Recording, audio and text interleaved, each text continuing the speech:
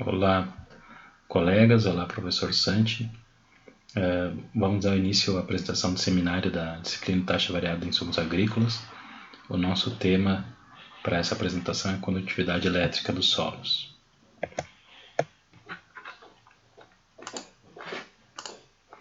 Bom, a gente fala de condutividade elétrica pensando numa ruptura de paradigma, né?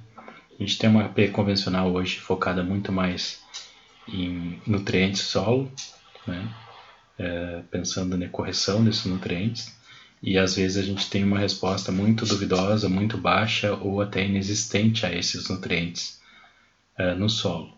Então a gente busca avaliar como melhor otimizar esses insumos e o ponto de vista por lucro de insumo utilizado. Então o que a gente sempre fala da lei do mínimo, né? Que de nada adianta a gente ter uma alta fertilidade, uma boa genética e uma boa produção de plantas se a gente não resolver a questão da água antes, né? Que a água é o recurso mais limitante à produtividade. E como a gente avalia essa variabilidade? Essa variabilidade espacial está relacionada a propriedades do solo que são naturais, de milhares e milhares de anos, né? E tendo como uma das características a sua topografia. E a quantidade de água armazenada nesse solo vai variar, e a sua disponibilidade para o cultivo também vai variar no mesmo talhão. Então a gente tem por isso um crescimento irregular e uma condição diferente de crescimento das plantas nessas regiões, né? Então por isso a gente tem que tratar as regiões de maneira diferente e tendo um manejo focado nesse tipo de situação. E o que a pesquisa mostra é que a condutividade elétrica tem alta correlação com o potencial produtivo do solo, né? Por quê? Porque ela correlaciona propriedades que afetam a armazenagem da água, né? E tem sua leitura um forte impacto da textura, que por sua vez tem a ver com a capacidade de troca de cátions, condições de drenagem, nível de matéria orgânica e salinidade e outras características do subsolo, como solos adensados, pedras, etc. O que é a condutividade elétrica? Então, ela é uma medida, né, que vai ser feita para ter uma leitura da condução de corrente nesse solo, né? Então ela tem novamente essa influência da textura e também tem essa relação alta com a capacidade de retenção de água. Então, mas como essa textura ela é encontrada de forma irregular nos campos, a gente tem que ter um método de mapear melhor essa variabilidade. Então o que a gente tem hoje em dia é um método convencional de amostragem de solo por grades, né? Que é onde uma amostra composta aí com algumas subamostras, a gente tem menos de 1% da área de um talhão, de um hectare, representado naquela amostra, né? Então a gente infere ou faz uma correlação e outras questões estatísticas aí para inferir 99% dos dados com essas poucas informações que a gente tem. Então esse é o método convencional. Então a gente tem num grid amostral uma situação parecida com essa, supondo que o grid aí seja, cada quadradinho seria 1 hectare. A gente tem um grid de forma regular, né, no qual o ponto nem sempre representa a maioria do solo daquela célula, né?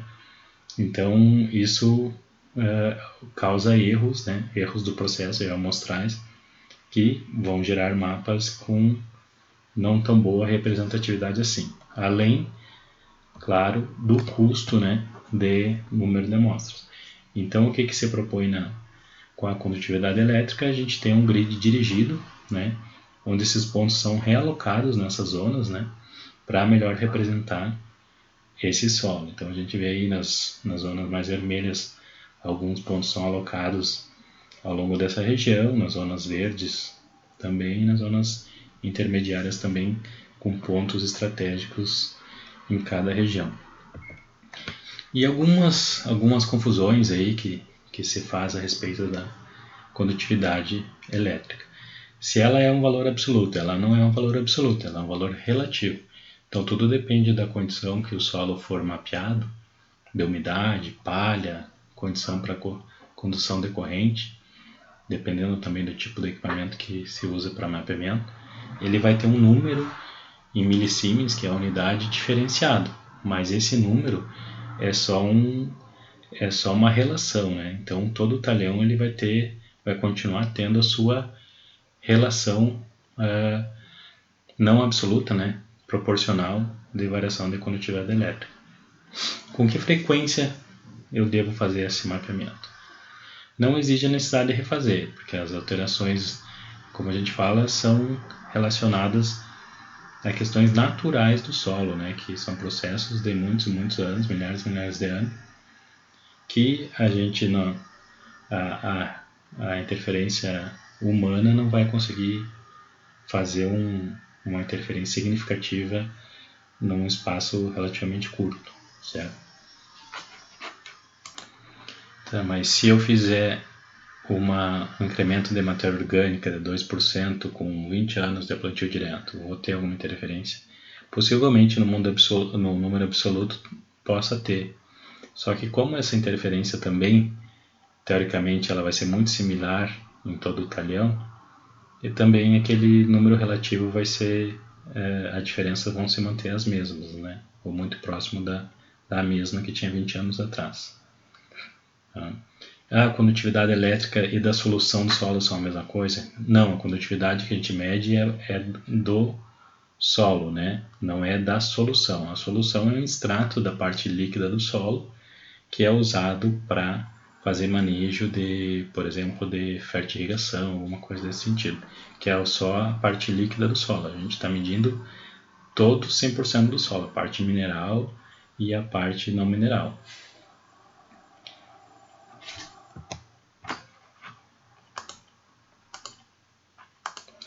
Então aqui temos o dado da STAR, do William, que tem uma medida em um espaço relativamente curto aí, de 3 anos, que a leitura praticamente deu a mesma. Né?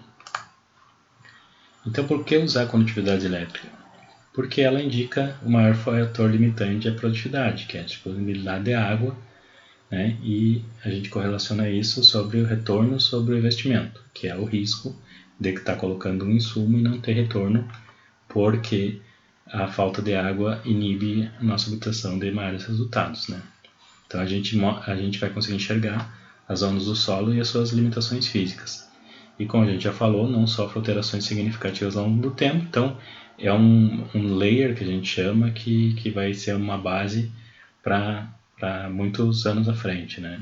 Então, e a última questão é que o nível de detalhamento é muito alto. Né? A gente tem muitos pontos, muitas leituras das características divididas espacialmente em 1 hectare. Né? No caso, a gente tem mais de 500 leituras, dependendo do método de mapeamento, neste hectare, ao contrário de uma amostra solo que a gente vai ter uma leitura só se for um grid de 1 hectare. O que influencia então a condutividade elétrica? Né? É uma composição de várias características. O principal é o teor da argila. Como a parte mineralógica ela tem maior peso no volume do solo, né? Que ela compõe praticamente a metade do volume do solo, ela tem o maior peso, né, frente a silt e areia, porque tem cada um desses minerais conduz uma eletricidade diferente. Né. Matéria orgânica também tem outra influência, embora em menor proporção, ela faz menor proporção no solo. Né. Teores de sais, densidade do solo também são outras influências. Então esses parâmetros interagem entre si e a gente tem uma leitura que é única, né, que é nível agronômico, que é uma composição dessas variáveis.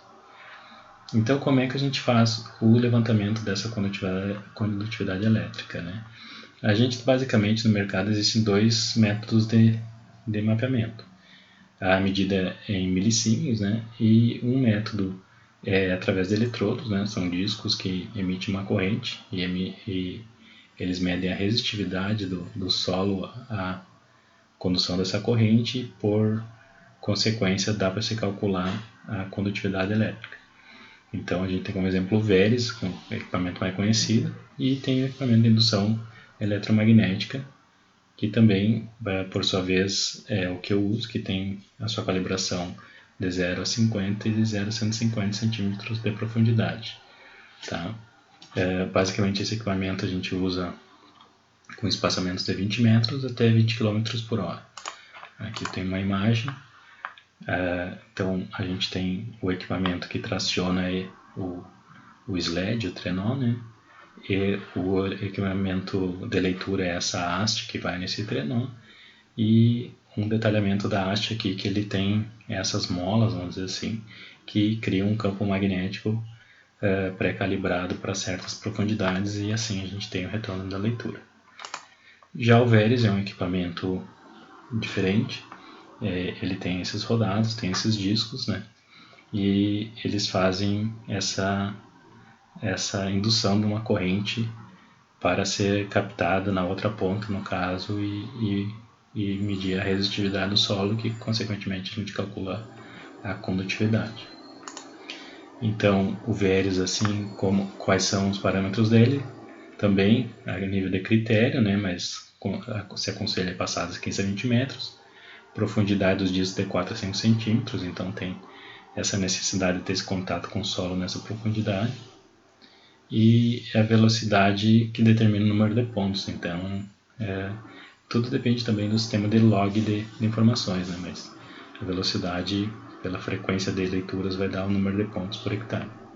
E gera mapas em uma profundidade diferente, de 0 a 30 e 0 a 90. Aqui a gente vê o que a gente chama uma tomografia, né? Aqui é uma área de mais de 500 hectares, um produtor na região de Erechim. É uma área que tem uma produtividade altíssima, né? O produtor, por 2 anos seguidos, produziu praticamente 80 sacos de média. Então é de alto potencial, mas mesmo assim a gente vê que a gente tem zonas de baixo potencial nessas partes vermelhas, que são zonas diferentes, né? Então aqui abaixo, até esse talhão separado, aqui é o talhão que foi apresentado pelos colegas, que foi feito taxa variável de semeadura, né? Até na ocasião da safra 18 fui eu que fiz essa taxa de semeadura, baseando exclusivamente na condutividade elétrica. Então a taxa de semeadura a gente vai discutir posteriormente, foi baseada com as recomendações da DECALB e por esses ambientes. Então, com a condutividade elétrica, a gente também pode determinar a capacidade de campo de cada região. Então, se a gente fizer uma amostra de solo, a amostra física de determinado ponto na zona de manejo, a gente consegue, pela distribuição de silt, areia e argila, definir a capacidade de campo, que é esse item que está em primeiro na lista aqui abaixo do triângulo, em centímetro cúbico de água por centímetro cúbico de solo. Então a gente tem como também correlacionar a capacidade de cada zona do solo tem de armazenar água e sua proporcionalidade. Isso aí é muito interessante para o manejo de irrigação e irrigação a taxa variável. Aqui também o uso da condutividade elétrica para definir essas zonas, no caso, base para taxa variável de semeadura, né, cultivares. Aqui é um teste de cultivares que foi feito, eu particularmente fiz, no qual tive ganhos em maiores taxas de soja em zonas de baixa condutividade e também resultados positivos em menor população de soja em zonas de maior condutividade.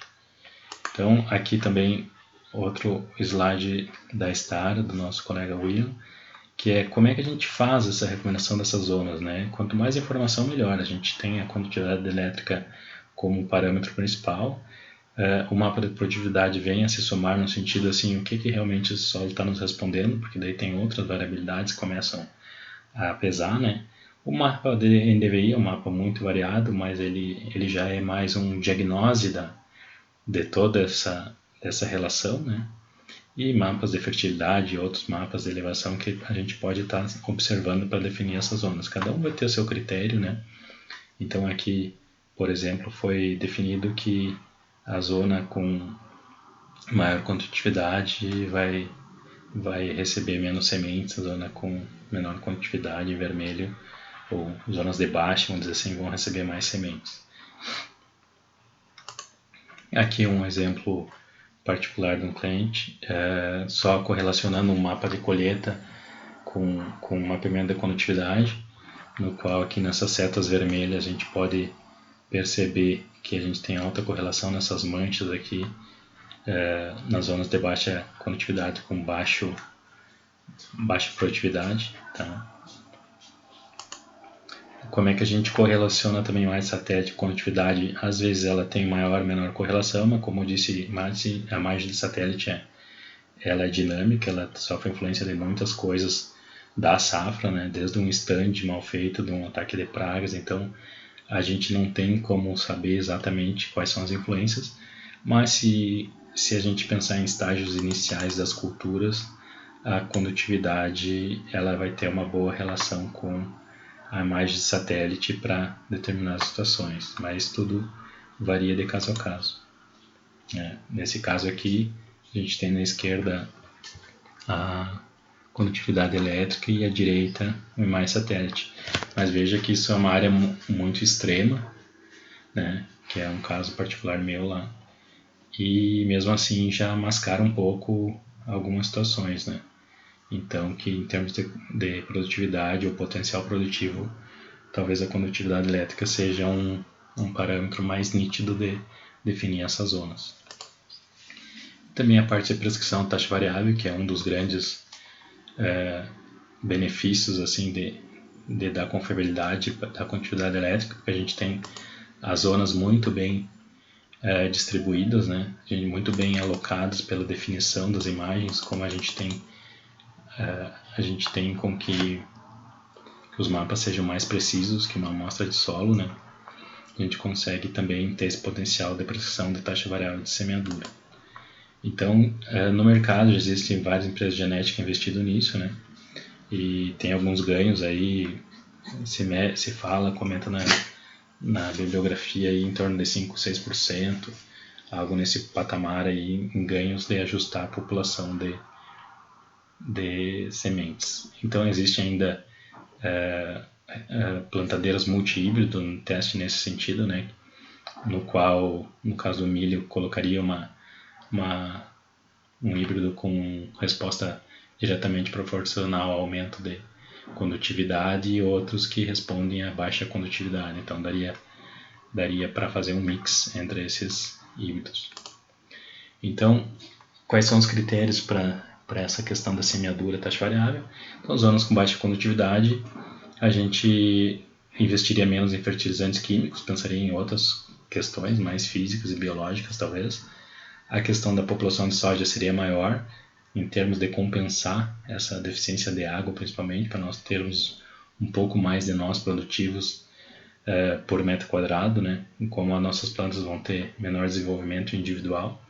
E na questão do milho, como o milho ele não aceita muita competição por água e a semente também tem um custo-benefício muito alto se ela não responde à densidade populacional, a gente tenta trabalhar com menor população em áreas de baixa condutividade e o inverso na zona de alta condutividade. Então, na zona de alta, como na soja a gente tem, por exemplo, um risco de acamamento por excesso de oferta de água e crescimento excessivo, e na questão do milho a gente tem uma maior oferta de água, então a possibilidade de ter aumento de população. Aqui é uma tabela que foi fornecida pela Decalb em 2018 para ser um parâmetro para as prescrições da taxa variada nesses clientes que foi desenvolvido alguns trabalhos. Foi criada, eu criei uma tabela, tentar ajustar populações com questão de germinação e tudo mais, irrigada e não irrigada. Aqui um exemplo daquela imagem anterior, no qual foi prescrita uma taxa bem agressiva, começando de 75 mil sementes a 105 mil sementes numa área irrigada, no qual a área irrigada recebia um pouco mais de população em relação à não irrigada, e as zonas de baixa condutividade sempre com uma população inferior a essa. E da mesma maneira, essa área pode ser manejada como irrigação a taxa variável para tentar, de certa forma, compensar um pouco essa diferença de disponibilidade hídrica e compensar um pouco na economia de água, não irrigando em excesso as zonas que retêm mais água e tentando focar e irrigar lâminas maiores nas zonas de menor condutividade e que retém menos água. Basicamente é isso. A gente agradece a disciplina e aos colegas e qualquer coisa ficamos à disposição dos grupos. Um abraço a todos.